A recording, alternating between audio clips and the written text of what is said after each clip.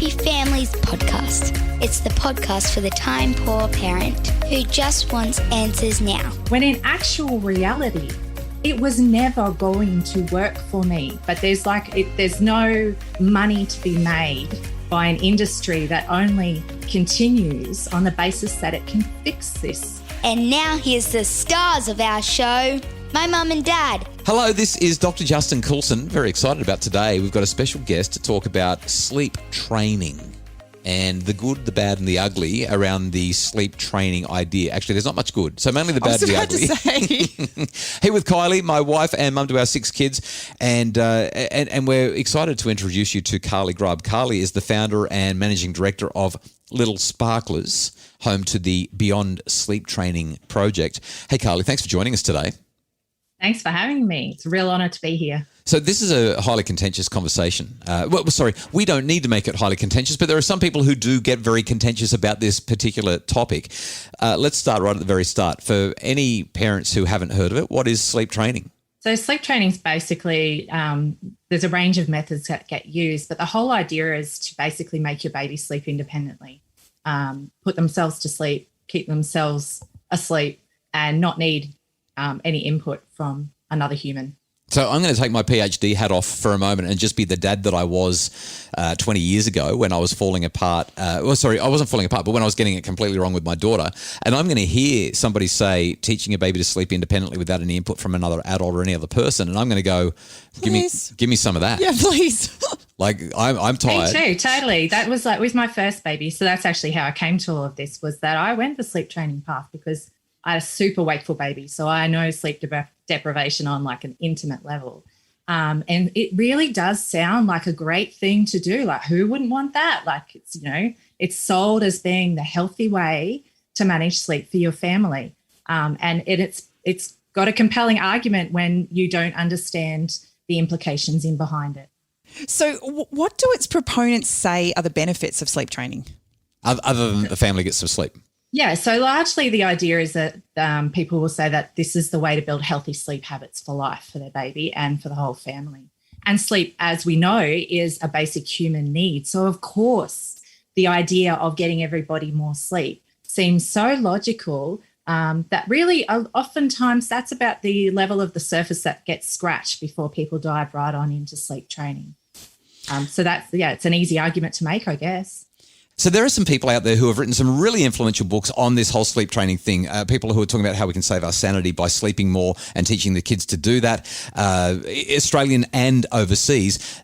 It's a very, very marketable idea, and these people have done very well from selling this. What are the concerns with sleep training?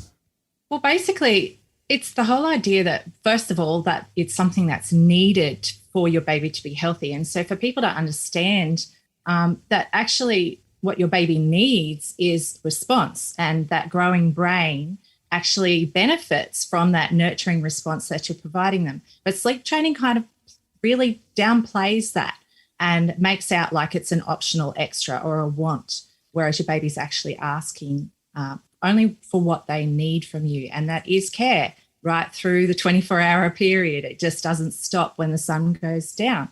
And so I guess the danger there lies in the fact that automatically we start to disconnect from what our baby is actually communicating to us in terms of their genuine needs. And we start to put boundaries around that, which brings in this level of disconnection between what can be previously a really synchronous relationship that people have built with their child. And as that breakdown begins, it can have a really detrimental effect on your ability to pay attention to what your baby's trying to communicate to you in general. So that's, for me, is the first real risk that we see when people go down this sleep training path with their baby. It's interesting, as I'm listening to you, Kylie, I'm going back 22 years now to, parenting started for us. We've just celebrated our eldest's birthday, and we were talking about some of the memories we had from those early years and early days of her birth. And Justin and I, as he's alluded, we had many sleepless nights. And at the time, control crying was the thing, and everybody was telling us we needed to do it for our sanity. And so we actually decided that we would go ahead and try. And I remember that one night, that's all I lasted, one night, where Justin literally had to pin me to the bed because my baby was crying and my heart was breaking to be with her. But everybody was telling me that she didn't need that I just needed to allow her to work this out and realise that she could just go to sleep by herself. And I'm just so grateful that in spite of the lack of sleep that we had, that we kind of just went with our gut and decided that, you know, at the end of the day, this was not going to last forever and that my baby just needed me.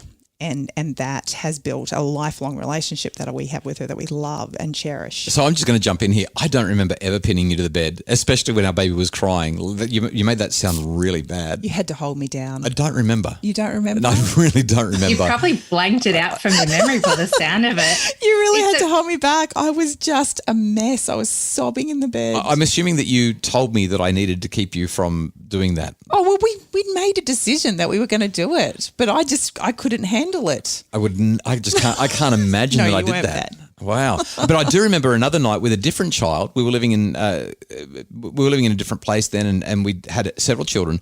And I remember we tried it again after many years and several children. We decided to try it again because this child was just killing us with her inability to sleep. And you went and locked yourself in the car outside. And you could still hear her screaming from outside. And I remember just thinking, this is crazy. This is not what we're supposed to be doing. This is not how this should work. Now, of course, proponents of sleep training are probably going to say, well, you're doing it wrong. You're supposed to go to them once they become really, really upset. But I guess, Kylie, what's the deal here? Yeah, so this is the thing. Like, it's like anyone who doesn't feel like it, feels right to them, they're either told they need to be stronger or like it's some kind of weakness that you actually physically, viscerally cannot stand that sound of your baby crying, as though that's not on a human level actually compelling you to act. Yeah. So there's that kind of argument around it as well. But then there's also this other side where if it doesn't work out, there's a really common blame game that gets placed at your feet. And I, as someone who was a sleep training failure, felt that acutely, even though I was actually supremely sleep deprived, even worse so from having been through the sleep training process.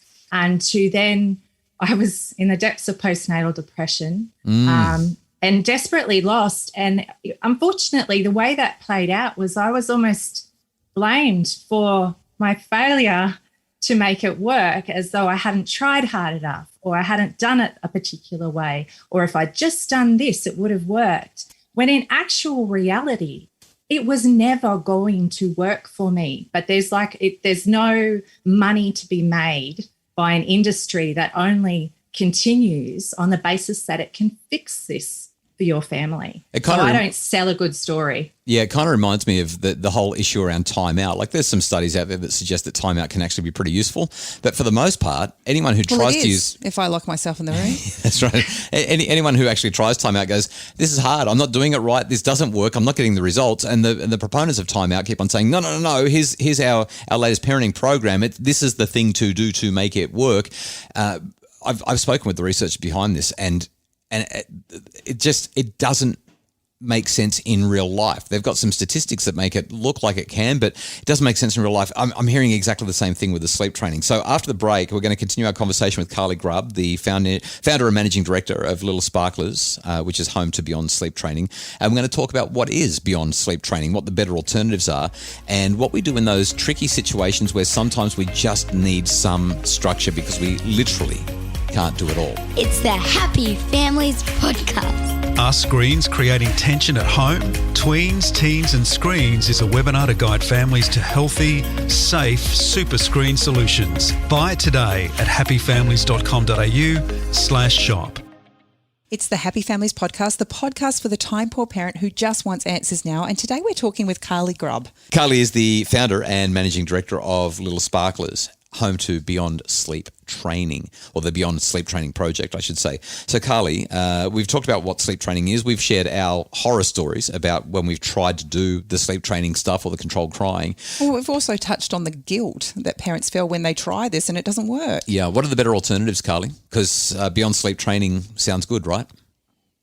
It absolutely does. But the thing is I'm not going to give anyone a one size fits all fix or approach, because that's actually the whole point, is that there are ways we can come at life without sleep training, but it's not like it looks the same for every family. And I think that's the beauty of it. You can take what works for your family, adapt it, give it a try, and change it as your baby grows and learns and develops, or circumstances change for your family as well. So for many of us, in the group, one thing that is a huge part of actually being able to move beyond sleep training is first getting a handle on what is normal infant and toddler sleep. And by doing that, even though sometimes knowing it's normal, that's certainly not going to stop you being any less tired or exhausted, it is actually still crucial in being able to pinpoint where the problems actually lie for you to solve. Because as long as you're looking for a solution, and pinning all your hopes on that solution being around getting your baby to sleep better, you're probably going to be sadly disappointed, because being a wakeful baby or needing someone to help them to find and maintain sleep, that's actually normal behaviour for a baby. And so if that's where you're thinking all your solutions lie, generally you're up for a bit of disappointment. But the good news is when you stop fighting against that normal behaviour, you actually open your mind to being able to come up with clever solutions that allow you to meet those normal needs of your baby while also meeting your own needs and the needs of your whole family around you. And so for many of us, that involves being a bit more flexible around our sleeping arrangements, keeping babies nice and close by rather than insisting that they're off in their own nursery, which actually has threefold benefits too, because room sharing does reduce the risk of SUDI and SIDS. And it also just limits that physical exertion that you need to go and tend to their nighttime needs. And a third bonus that many people underestimate is that it actually is really important to maintaining your breast milk supply. So cutting nighttime feeds, while it might sound like you're going to get a lot more sleep, a lot of people soon find out that if they purposely cut those feeds early, their breast milk supply can tank. And if breastfeeding is important to you, it's a really important understanding to come to, that those nighttime feeds can be crucial in maintaining your supply. Also being able to figure out ways to get contact naps, because lots of babies don't like to be put down. So learning about baby wearing can be a very helpful tool for people, and finding ways to get partners involved so that all of the nighttime nurturing isn't necessarily heavily on one person's shoulders. Yeah, Kylie, prioritising that. I'm just listening to what you're saying, and I'm remembering when we made the decision, and we did it quite late, but when we made the decision to bring our kids into our room, we tried co-sleeping. It never really worked for us. We just found that kids wanted too much of the bed, and we don't understand boundaries, do they? That's right. No. Starfish is right. But just having them in the same room as us, and there's enough evidence now to say that that's probably sufficient. Like if parents want to co-sleep, that's great, but the evidence shows just having them in the same room, and I loved how you said it reduces. I can't remember the words that you used, but it kind of reduces the amount of exertion that you've got to put out in the nighttime. Once the baby was in the same room, I became much more involved in the nighttime process. I would actually wake up and get the baby out of the cot and hand her to Kylie in the bed, because I only had to take 3 steps. Until we started doing that, though, for our older kids, I would just lay there and pretend that I couldn't hear anything, that I was fast asleep. And I'd pretend to be asleep so that Kylie would do it, because it was too much exertion at that hour of the night. I was exhausted. I can't imagine how Kylie must have felt at the time. I'm coming off really badly in this podcast. I pinned you down. I sent you out to the car, and now I'm so lazy I won't even Well, look, I'm a really slow learner, and it literally took us baby number 6 before I worked out a few of these things. And that's why we're all for big families. Just keep going till you get it right. Just keep trying. But one of the things until then. One of the things that really stands out to me as I'm listening to the things that you're saying, baby number 4, I wore her for pretty much the first 6 months. I remember that sling. That changed everything. But then I had a cesarean with baby number 5 and I couldn't wear her, and that kind of changed things again. But baby number 6, she actually slept in the living room while I was downstairs during the day, and then she slept in my room at night time. So our room. It's not just your room. Just in case anyone was wondering. I didn't wear her a lot. She actually didn't like being in the sling. Yeah. But she slept wherever I was, and that had such a huge impact as well. She was such a peaceful baby because she was just in my space. Isn't that funny that you've used the word peaceful with that particular child? She was. Anything but peaceful now. She's not now, no. Anyway, so Kylie, let's talk about this. What about in cases where there are triplets or quads or other situations where routine really, really matters? And I mean, you can see the appeal with sleep training when you've got these kids, multiples. When you've got multiples, it's like, I just need routine. I just need structure. How do you respond when people bring that up to you? Oh, it's absolutely. And you can so see why the appeal, once again, the appeal's there. Like, we're human. That makes so much sense. So don't get me wrong on that. For anybody listening along, finding all of the appeal in that. But the reality remains that you're dealing with small humans, whole humans. So multiples, we've got families with multiples in our group, and they do require unique support and care. And a big thing that stands out here is that our culture generally isn't set up well to provide the kind of supports families actually deserve to be able to parent their babes in the ways that they actually need.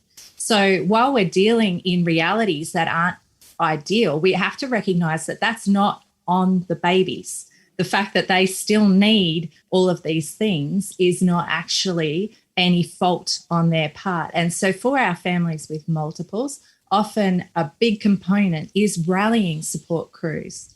And the thing is some kids thrive on routines, but you will soon know if you've got one of those kids because it's something you can actually achieve. Whereas other babies are more like boxes of chocolates, and it doesn't matter what you're going to do, you're never going to know what you're going to get on any given day. And in our families with multiples, it's quite common for one or two babies to be relatively chill and go with the flow and fall into somebody's routine. And then there's usually a standout character who's going to do it their own way always. And so for our families, it's knowing that they have that flexibility to try things out and know that these stages where it's really messy and really intense do pass. Because, for example, 4 months is a really common time for people to be freaking out about their baby and their sleep.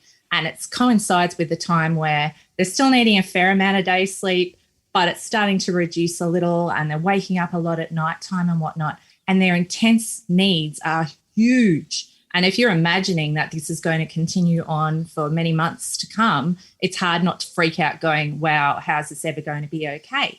And yet in actual reality, over those months, the number of naps reduces naturally and all of those things. And so it's not like any routine you nail is going to be the routine that sticks through anyway. So it's having that understanding it's okay to be flexible with it around what works for you. That is the annoying thing about kids. I know. I know that just participating in this conversation and having a dialogue around all of this has the potential to just alleviate so much of the stress and guilt that parents, especially new parents, feel when they're kind of juggling all of these things and thinking, why is my baby not doing what's, my best friend down the road's baby's doing? We had a baby, friends of ours who had a baby and literally slept through the state of origin with 10 adults in the room, like going crazy. My baby never did that. But understanding that we're all different and our babies are no different from that, and that we can just be okay with what's going on is so powerful. So I'm hopeful that this conversation helps everybody as they go through. I wish we'd known about it in the early days. Would have been so different for us. Yeah. Instead of baby number 6. If people are wanting more information, where can they go? Oh, thank you for asking. So we have got a free peer support group, which is the Beyond Sleep Training Project on Facebook. We just managed to get 150,000 members last week. We've been celebrating.